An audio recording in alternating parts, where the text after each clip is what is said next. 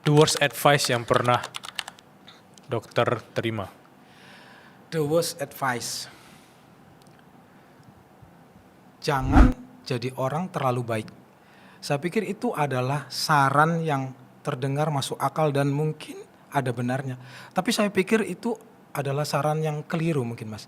Sebelum saya menjelaskan, saya ingin cerita ya. Nggak apa-apa agak panjang Nggak sedikit apa-apa. ini penutupan ya. Ada satu cerita dan ini kisah nyata, Mas. Pada tahun 1940-an atau 30-an, pada waktu itu Amerika itu sedang dikuasai oleh mafia yang diketuai oleh Al Capone namanya. Dan politik semua segala macam ekonomi itu dipegang oleh mereka. Dengan kekuatan mereka itu mereka bisa menyingkirkan siapa aja yang mereka nggak sukai, mereka bisa mengatur siapa-siapa yang naik ke kabinet dan segala macam begitu. Dan kenapa Al Capone pada waktu itu mulus sekali bisa menguasai itu semua, selain memang jaringannya luas, dia punya satu orang kepercayaan yang namanya Easy Eddie. Easy Eddie ini orangnya karismatik, orangnya pintar, orangnya supel, dia bisa melobi-lobi para pejabat untuk segala macam untuk memuluskan segala bisnis ilegal entah itu yang macam-macam lah dari Al Capone tersebut. Dan dengan karismanya Al Capone ini selalu bisa lolos dari segala jeratan-jeratan hukum karena kepiawaian Easy Eddie itu. Tapi pada akhirnya ternyata setiap orang tuh kan punya titik balik ya.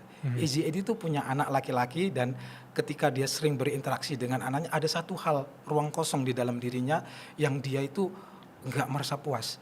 Dia itu nggak merasa menjadi orang yang cukup baik ketika dia berhadapan dengan anaknya karena dia tahu apa yang dia lakukan, dia tahu apa yang dia bela, sehingga akhirnya perjalanan hidup membuat dia itu berpikir aku harus berubah nih. Yang tadinya dia membela Al Capone dengan gigih karena dia memang mendapatkan keuntungan dari situ, akhirnya dia malah berbalik menjadi bekerja sama dengan petugas-petugas keamanan pada waktu itu yang masih bersih. Ya satu persatu orang-orang Al Capone itu dipreteli, dijebloskan ke penjara dan segala macam. Al Capone tahu, Al Capone marah besar dan dia mengatakan pada Easy Eddie, Easy Eddie, kalau kamu nggak berhenti melakukan itu, kamu tahu taruhannya, kamu pasti mati, katanya. Gitu. Dan sebenarnya ini suatu taruhan yang sangat bodoh dan Easy Eddie pun tahu kalau dia itu tenang-tenang aja, dia itu mendapatkan segala macam fasilitas yang terbaik pada waktu itu. Setiap orang yang bisa dapat mobil-mobil paling keluaran terbaru, perumahan-perumahan elit yang pada waktu itu yang paling baik pada itu ya. Tapi enggak, saya pikir aku harus melakukan ini karena ini bukan untuk siapa-siapa, ini untuk aku bisa menjadi orang yang lebih baik. Dan ternyata memang apa yang diancam oleh Al Capone itu benar-benar terjadi. Pada suatu siang hari yang naas, ketika Easy Eddie baru saja pulang mengantar anaknya sekolah, Easy Eddie itu dihadang oleh beberapa mobil dan beberapa orang keluar. Easy Eddie sudah tersudut, kemudian dia diberondong dengan senapan dan pada waktu itu kalau saya nggak salah ada 140 peluru yang menembus tubuh Easy Eddie dan Easy Eddie meninggal pada siang hari yang naas itu. Dan semua orang ribut, semua orang berkata, itulah bodohnya Easy Eddie. Kenapa dia sudah begitu enak, dia bisa mendapatkan apa saja yang orang inginkan, kenapa dia harus melakukan hal itu kan konyol. Ngapain kalau cerita-cerita berbuat baik, itu kan bodohnya. Apa sih, kenapa mesti harus berbuat, kan jadi bodoh. Padahal kalau dia ikut jalan aja gitu, sia-sia dia berlakukan kebaikan itu. Mungkin benar kebaikan dia itu sia-sia, tapi mungkin enggak. Kita enggak tahu ya. Selesai cerita pertama, ada cerita kedua. Pada waktu Perang Dunia Kedua, ketika ini Amerika dan Jepang ini memasuki masa paling genting, ya di mana satu salah strategi aja ini akan menentukan siapa yang menang.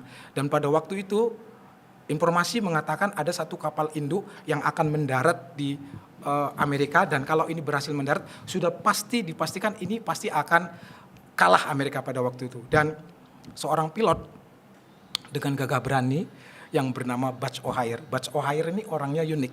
Dia mempunyai karisma, dia pinter, dia disukai oleh atasan, tapi juga disukai oleh bawahan. Itu kan sesuatu yang sulit ya di zaman yang sekarang gitu. Dan dia dengan gagah berani datang untuk melawan, singkatnya begitu, melawan armada itu. Dan ketika armada itu melihat ada Buzz O'Hare, dia melihat, wah ini harus dijatuhkan. Adalah sekitar 10 pesawat Jepang yang menghadang Buzz O'Hare. Ya. Kemudian Buzz O'Hare itu mungkin dia merasa nothing tulus lagi ya. Dia menganggap ini adalah satu-satunya kesempatan untuk diriku untuk membela negara. Ya, sehingga dia melakukan manuver-manuver yang mungkin hanya akan dilakukan oleh orang yang memang siap mati. Tapi justru itu membuat Jepang itu gentar pada waktu ciung satu jatuh gitu kan. Sehingga akhirnya ini nggak benar. Misi kita harus kita batalkan. Kita balik ini. Padahal pada saat itu Buzz O'Hare itu sudah compang-camping dan segala macam kerusakan pesawatnya. Dan kejadian itu untungnya terekam dalam kamera di kokpit istilahnya pesawat tempurnya. Dan setelah itu Jepang membatalkan serangannya, mereka kembali dan karena keputusan itulah Amerika itu memenangkan Perang Dunia Kedua. Dan Buzz O'Hare dengan susah payah dia turun mendarat dengan sangat susah payah, tapi dia berhasil dengan selamat.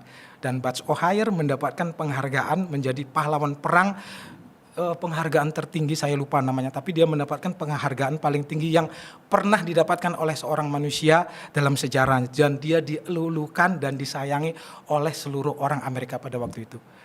Mas tahu siapa Buzz O'Hare itu?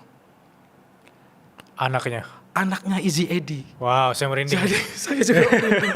Jadi anak kecil yang dulu diantar oleh Izzy Eddie dan akhirnya Izzy Eddie itu mengalami kematian. Ternyata nggak ada yang sia-sia apa yang Izzy Eddie lakukan sebagai kebaikan dulu itu. Makanya saya bilang nggak usah jadi orang terlalu baik, itu saya pikir nggak benar. Kita nggak tahu kebaikan kita itu nanti berbalas dalam bentuk apa, kapan dibalasnya, ya kan, kepada siapa, apakah kepada kita ataupun kepada keturunan kita. Tapi yang jelas janji Allah itu nggak akan mungkin salah. Kalau kita berbuat baik, itu sebenarnya kita secara nggak langsung sedang berbuat baik kepada diri kita sendiri. Meskipun pada perjalanannya kadang-kadang kita merasa nggak dihargai, merasa dimanfaatkan, itu nggak apa-apa, itu urusan mereka. Urusan kita sebagai manusia tetaplah bisa berbuat baik. Meskipun kadang-kadang kita punya kesempatan untuk marah atau untuk membalas dendam, ya jangan, tetap jadi baik. Itu mungkin. Saya terharu, Dok. Bagus banget ya. Mungkin rezeki kita, keberkahan kita punya hari ini itu kita nggak pernah tahu, siapa tahu kebaikan yang dilakukan oleh ayah kita, oleh ibu kita, oleh guru kita. Bener Mas, saya nggak tahu Mas. Kalau saya pikir-pikir, saya berada di sini sampai titik saat ini, saya pun nggak tahu apa kebaikan yang saya lakukan. Kalau dipikir-pikir, karena saya tuh melakukan hal-hal yang sama persis dengan anak-anak di kampung saya lakukan. Saya menggembala sapi, saya pergi ke sawah dan segala macam gitu. Kenapa saya yang sekarang, mohon maaf, menjadi dokter spesialis, walaupun mungkin yang belum apa-apa ya, tapi dibandingkan dengan teman-teman yang sekarang mungkin masih berada di kampung dan segala macam, saya nggak tahu, saya pun nggak merasa saya itu orang yang baik atau, tapi mungkin itu tadi, saya nggak tahu kebaikan mana yang menolong kita kan, entah kebaikan orang tua kita, doa-doa guru-guru kita dan segala macam. Itu. Jadi saya pikir kalau ada saran yang mengatakan jangan terlalu baik jadi manusia, itu adalah saran yang paling buruk menurut saya. Karena sejatinya ketika kita berbuat baik itu bukan untuk siapa-siapa. Sebenarnya kita sedang berbuat baik untuk diri kita sendiri.